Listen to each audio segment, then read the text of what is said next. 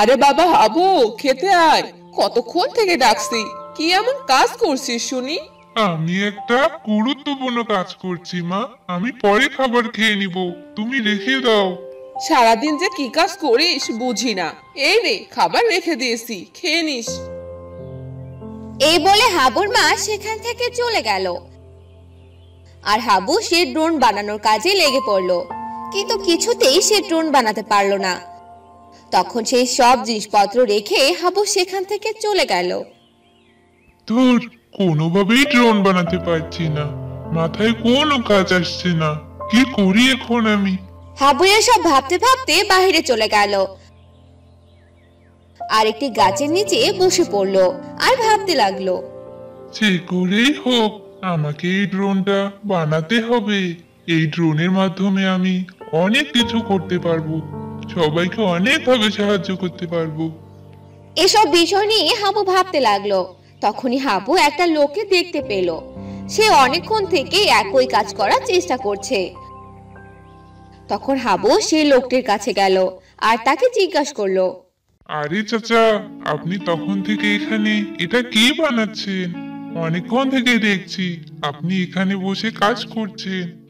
বাবা, আমার ছেলে বায়না ধরেছে, সে আমার থেকে ঘুড়ি বানিয়ে নিতে চাচ্ছে, কিন্তু আমি তো কখনো ঘুড়ি বানাইনি, তাই এতবার চেষ্টা করছি।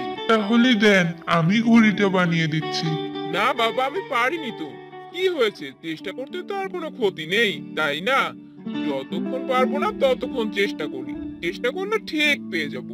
আচ্ছা ঠিক আছে, আমি তাহলে বাসায় যাই এখন।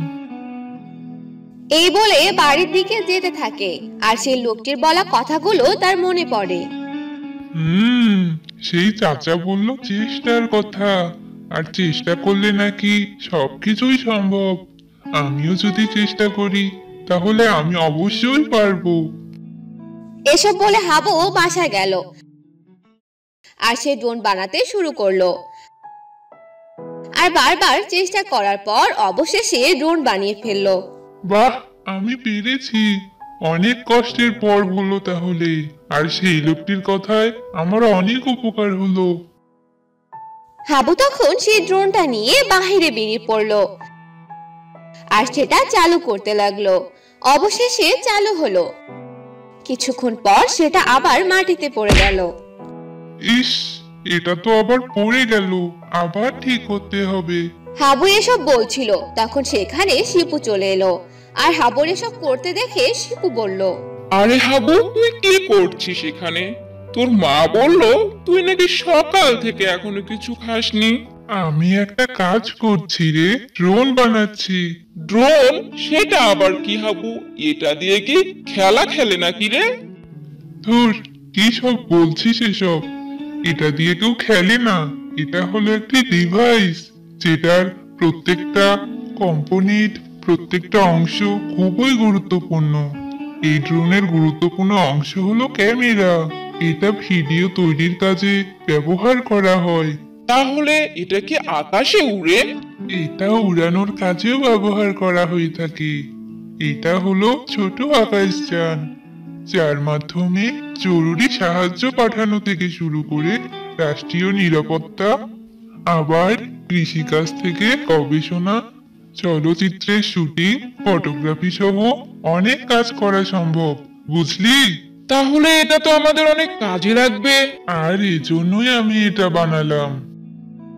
তারপর হাবু সে ড্রোন পুরোপুরি বানানো শেষ করলো আর সেটা ওড়ানো শুরু করলো আর তাদের গ্রামের চারিদিকটাতে ঘুরিয়ে আনলো। আর সে ড্রোনে ক্যামেরা লাগানো ছিল।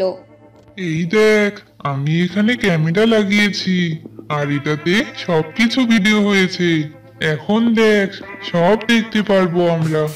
তারপর হাবু আর শিপু সেখানকার ভিডিওগুলো দেখতে লাগলো আর তখনই হাবু ভিডিওতে একটা জিনিস লক্ষ্য করলো।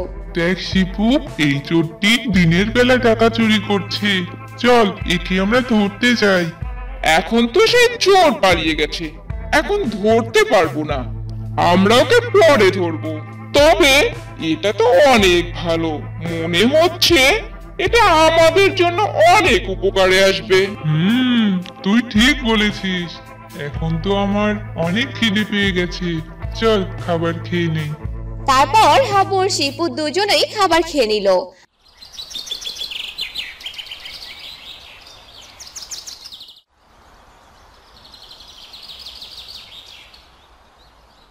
আর একদিন সকালবেলা হাবু সে ড্রোন দিয়ে বাইরে বেরিয়ে পড়লো। আর হাবু ড্রোনটির সামনে গিয়ে বলল, ক্যামেরা লাগিয়ে রেখেছি, এখন উড়ার পালা। এ কথা বলতে না বলতে ড্রোনটি আকাশে উড়লো। আর এটা দেখে হাবু অনেক অবাক হয়ে গেল আর বলল, আরে কি হলো এটা? আমি ড্রোনটা এখনো উড়াইনি, শুধু বললাম তাতেই ড্রোনটা উড়ে গেল কি করে? দেখি তো একবার, একে নিচে নামতে বলি, দেখি কি হয়। এই বলে হাবু সে ড্রোনটিকে নিচে নামার জন্য বলল। আর সঙ্গে সঙ্গে সেটি নিচে নেমে গেল। আরে এসব কি হচ্ছে? এ দেখি আমার কথা সব শুনছে। এ কি তাহলে কোনো জাদুর ড্রোন হয়ে গেল নাকি আবার? তখন হাবু সেগুলো আবার ট্রাই করার চেষ্টা করলো। আর সেই ড্রোনটা হাবুর সব কথা শুনলো। আর ড্রোনটি কথা বলতে লাগলো, আমি হলাম এক জাদুর ড্রোন, আমি সব কাজ করে দেব তোমার, তুমি যা বলবে তাই হবে। সত্যি সত্যি তুমি জাদুর ড্রোন, আর আমি যা বলবো তাই শুনবে তুমি? এটা তো আমার জন্য অনেক ভালো হলো।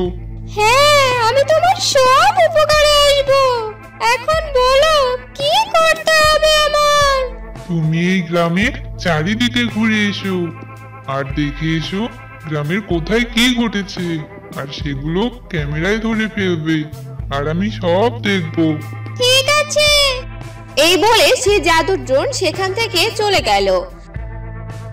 আর পুরো গ্রাম ঘুরে ঘুরে আসলো। আর হাবু সেগুলো চেক করলো, সবকিছু ভালোই দেখলো।